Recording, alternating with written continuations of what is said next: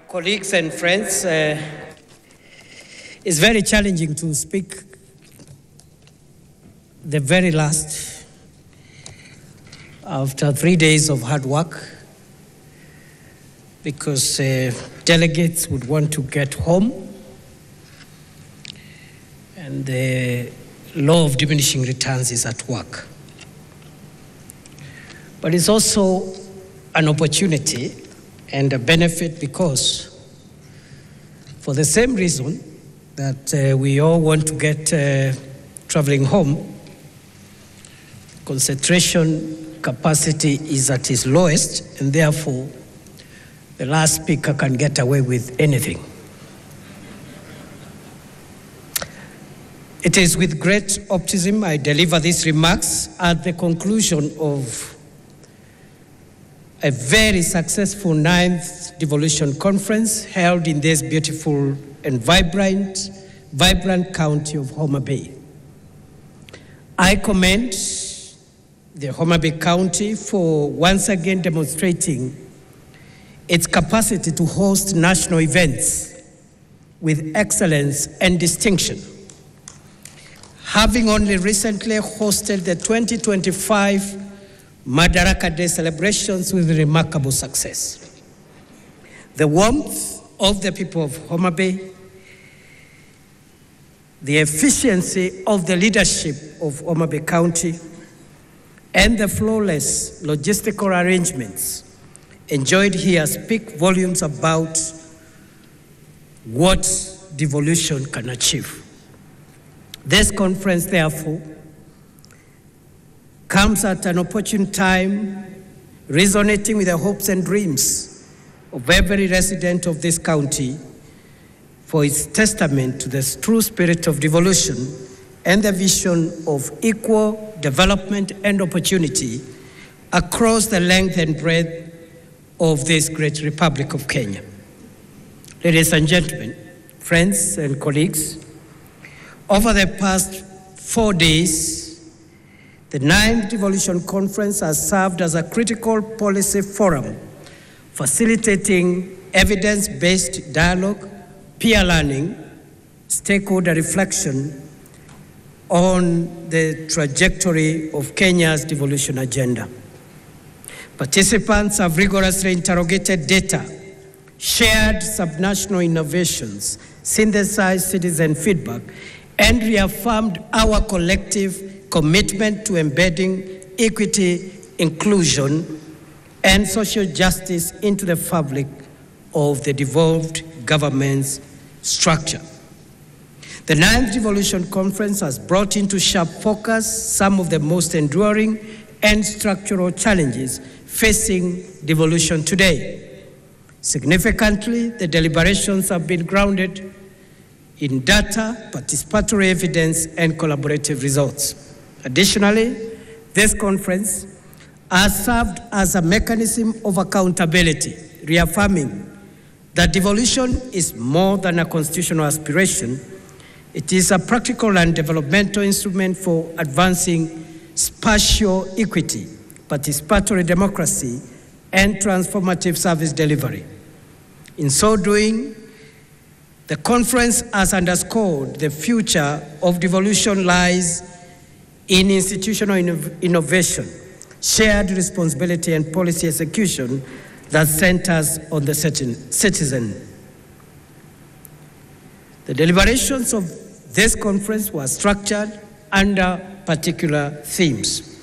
The good governance theme reaffirmed a central truth that public participation, civic engagement, social accountability, and fidelity to the rule of law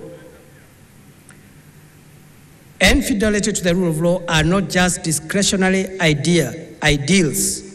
The deliberations on human rights and social justice brought into sharp focus the imperative of embedding a rights-based approach within our devolved governance structures.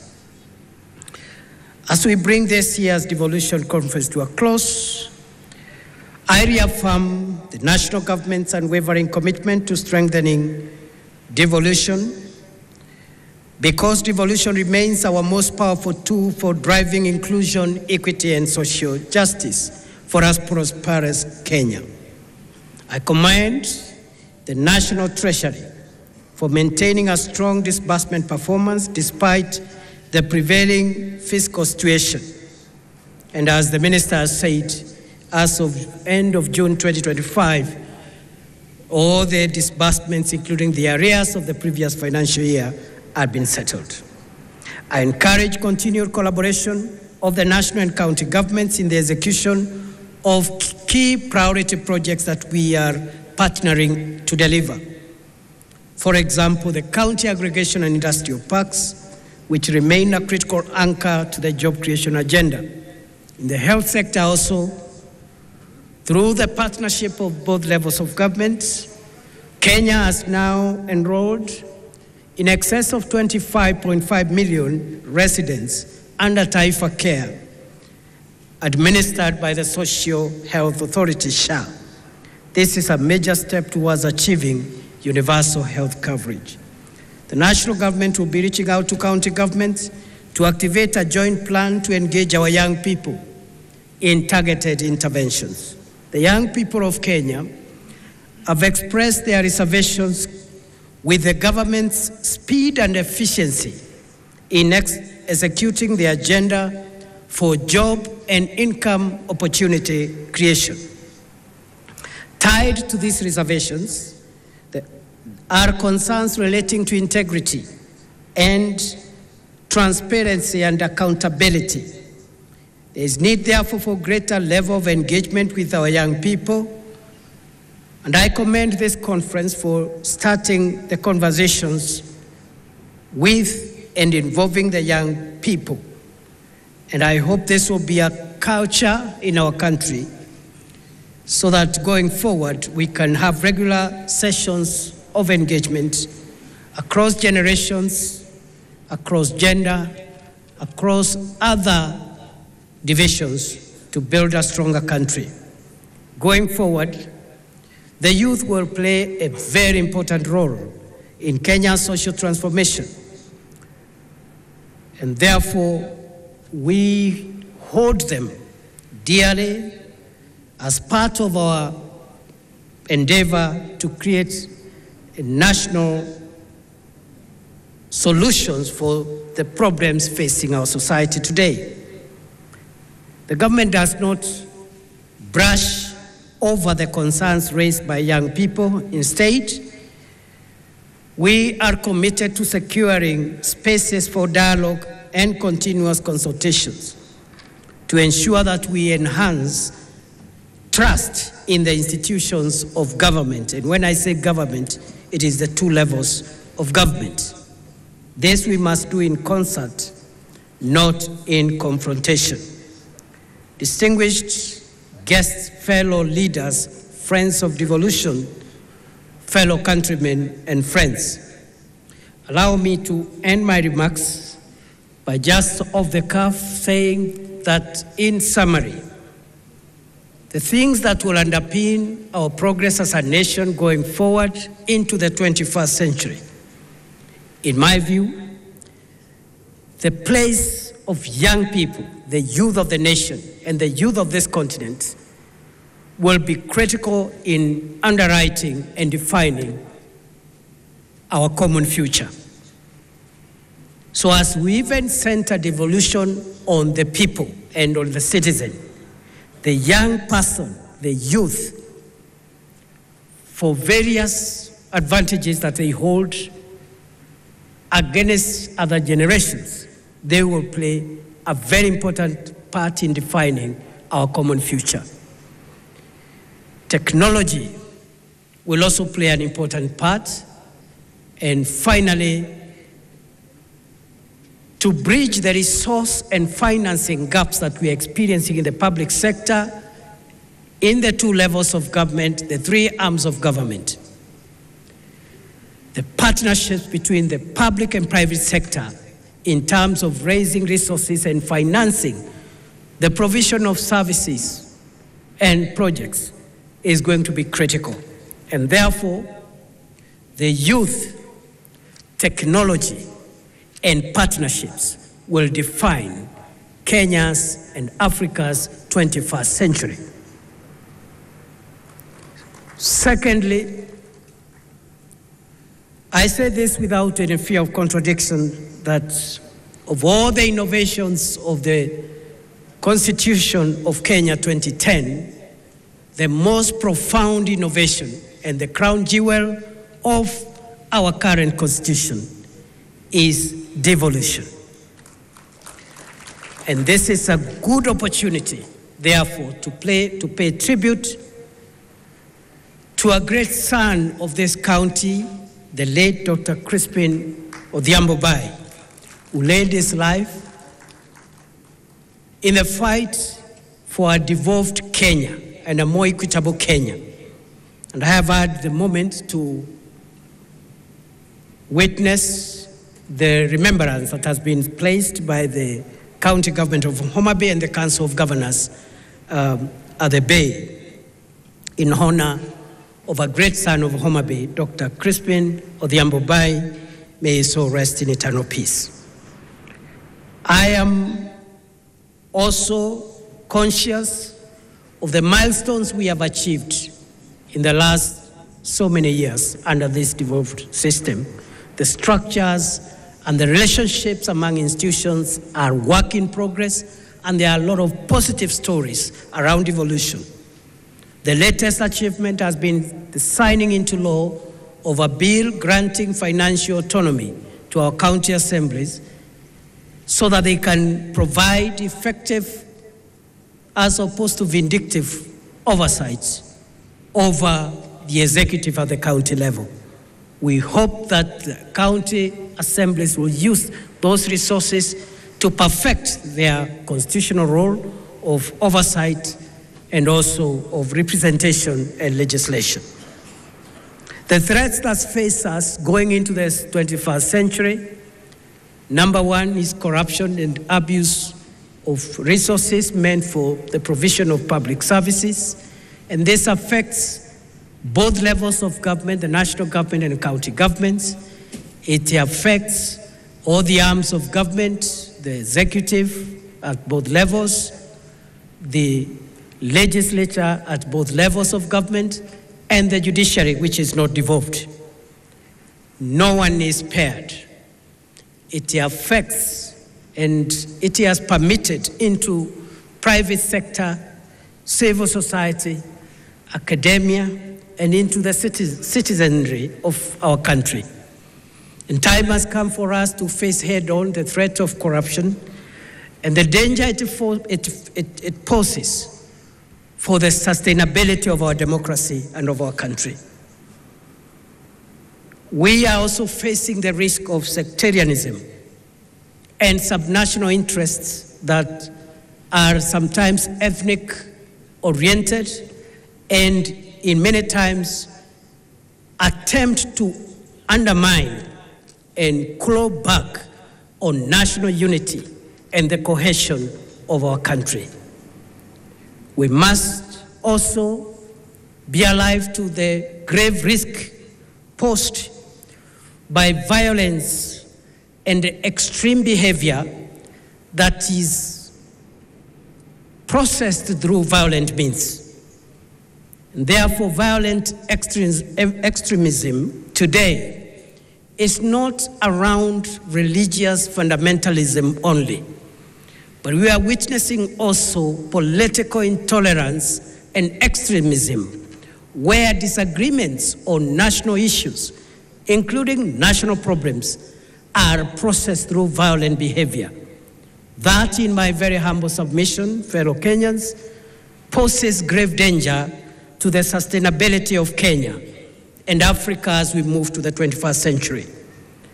Therefore, the triple risks of corruption, sectarianism, especially ethnic sectarianism, and violent extremism, including politics and political issues being processed through violence, those three risks stand on the way to our prosperity as we look into the 21st century. But as I have said, good people, We have the benefits, the advantage, the resources, and the logistics of a huge and educated young population, a hub for technology and innovation in our country, and the growing harmonization of the resources across public and private sector to produce enough resources to deliver services. We have a good constitutional order whose crown jewel is devolution, and increasingly the relationships between all institutions in devolution is work in progress, and there's a lot of success stories for us to learn from. It is therefore a great privilege for me to stand before you, fellow Kenyans and friends, in this land of Homa Bay County, a land that has produced very many great Kenyans, the late Tom Mboya, a great nationalist who fought for the independence of our country. We recently buried Mama Phoebe Asio, who did a great job towards the empowerment of women and the recognition of equality across gender. But we have present-day heroes. What our sister Gladys Wanga has done is to affirm and confirm that what a man can do, a woman can do better. My sister, you have dignified the leadership of women. Going forward, let there be no doubt about what a woman can do as a leader. We applaud you, and you're a good example to our sisters and our daughters, so that we can know that a woman is just as good, if not better, a leader than the rest of us. So thank you very much, Gladys. But we have our great son here of Homa Bay, John Buddy, the first National Treasury Minister from this region, courtesy of President William Ruto. The first National Treasury or Finance Minister from this part of the world and this part of the country, who in a record 1 year has turned around, demystified the National Treasury, simplified the complexities around public finance in the National Treasury, and with the support of the President and the rest of his colleagues, those of us who sit with him in cabinet, John Buddy is on the way, is on the road, in my estimation, of becoming perhaps one of the best finance ministers Kenya has ever had. Thank you, John. You have our support. I know we have other leaders here. My brother Moses Kajwang, my high school mono of many years, has also done a good job as a young person. He's now a very experienced senator, and he's come out as a very strong and principled leader, very articulate, issue-driven. He's never petty. I salute you, Senator Moses Kajwang. And I think Homa Bay has done very well. We have our colleagues in the National Assembly, all of them great people in their own right. But because we are in Homa Bay town, the contribution of George Opondo Kaluma as a parliamentarian has been quite profound. We salute you, Mheshimiwa Kaluma, and the other colleagues from this region. You've done us proud. I have many things to say about Homa Bay and the people around here. And, I agree, actually, as Gladys keeps on mentioning, this is the county of endless potential. I have had the privilege to work as a Cabinet Secretary for Interior, and my colleague, P.S. Raymond Omolo, who also comes from this county, did a fantastic job while we served with him, and I think until now, even under the new minister, is delivering for Kenya, a fairly young leader holding one of the most crucial dockets in the government of the Republic of Kenya, again, courtesy of President William Ruto. Good people, I don't want to stand between you and lunch and your journeys home. Let me wish you safe travels and God's blessings. I wish you well in whatever you do. I pray that when you get home, you'll find your family safe, and we will continue interacting even more. Thank you, Homa Bay County. Thank you, Council of Governors. Thank you, all partners. And thank you, all colleagues who have made this possible. Thank you. God bless you, and God bless Kenya.